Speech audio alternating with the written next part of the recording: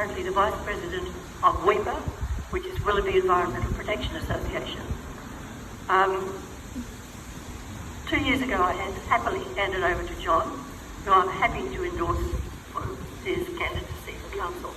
We need someone like John in council. WEPA was formed in 1981. Before that, there was a small local group called FRACA, Flat Rock Action Conservation Society, but it was very local and it had faded away before WEPA was formed. Our first president was named Eric Wilkes, and Eric lived at the end of Dawson Street, just down there, right next to what is now Flat Rock Drive. And for many years, he looked at the gradual desecration of the gully was dumping. He produced a slide presentation called Flora of Flat Rock Gully, which I believe is now in the local archives at Willoughby Library. Eric and the others had lobbied council for many years about the continued dumping in the gully. They got nowhere at all.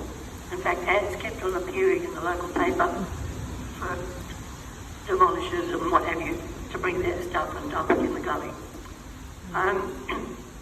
When I became president in 1987, I think it was, we upped the campaign a bit and decided to hold a big demonstration on top of the tip to try and get some action from council.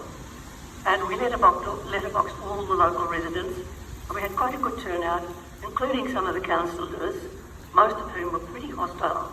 How dare we, criticise them.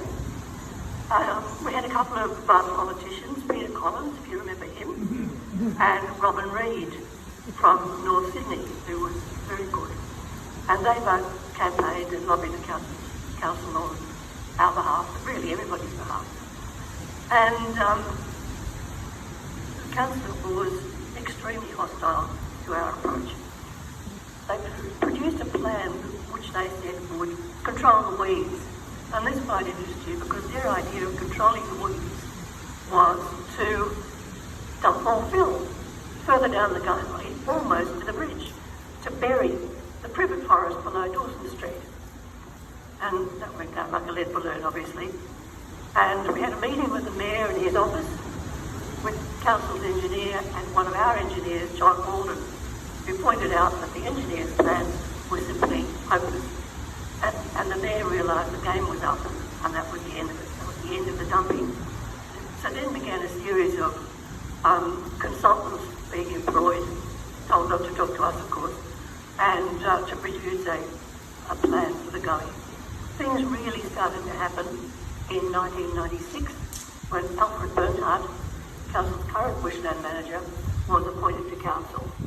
And Alfred has been a stalwart council officer ever since. And Alfred started by reshaping the top of the tip, which may have done some damage, I suspect, but it's made it accessible. He created things like ponds for habitat and began the process of revegetation and subsequent regeneration.